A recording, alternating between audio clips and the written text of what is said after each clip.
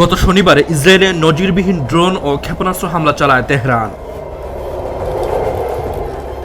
তেহরানের হামলার পর নতুন করে উত্তপ্ত হয়ে ওঠে মধ্যপ্রাচ্য।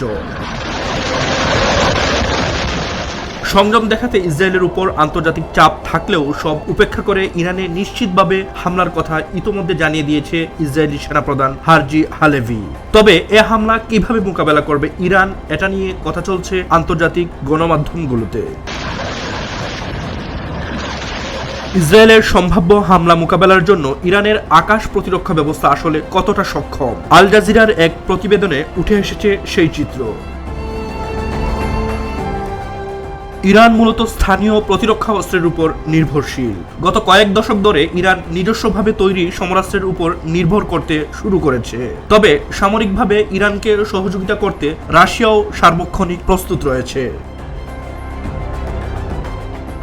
ইরান বাভার 373 নামের আকাশ প্রতিরক্ষা ব্যবস্থা তৈরি করেছে, যা সবচেয়ে আধুনিক ও শক্তির দিক দিয়ে অনেক এগিয়ে।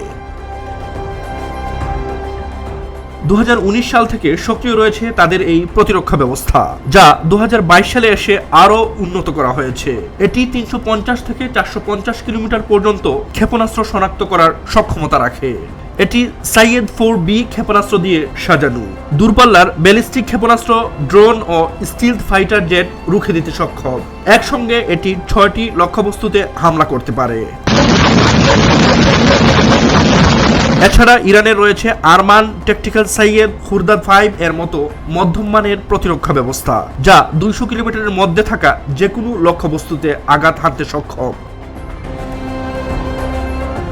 তেহরান বিগত কয়েক বছর ধরেই বিশেষভাবে নজর দিয়েছে আকাশ প্রতিরক্ষা ব্যবস্থা জোরদারে। তারা গোপন কিছু বিমান ঘাঁটি, ক্ষেপণাস্ত্রের গোদাম ও পারমাণবিক স্থাপনা গহীন পার্বত্য অঞ্চলে গড়ে তুলেছে। এর বাইরে ইরানের ইসলামী বিপ্লবী গার্ড বাহিনী IRGCর কাছেও আছে নানা ধরনের ব্যালিস্টিক ও ক্রুজ ক্ষেপণাস্ত্র। এগুলোর পাল্লা 2000 কিলোমিটার বা 1243 মাইল পর্যন্ত বিস্তৃত। মুদ্রা কথা, ইরানের হাতে আয়রন ডোমের মতো প্রতিরক্ষা ব্যবস্থা না থাকলেও তাদের বাভার 373 কম শক্তিশালী নয়, এবং এই প্রতিরক্ষা ব্যবস্থার বাইরেও বিকল্প ব্যবস্থা রয়েছে।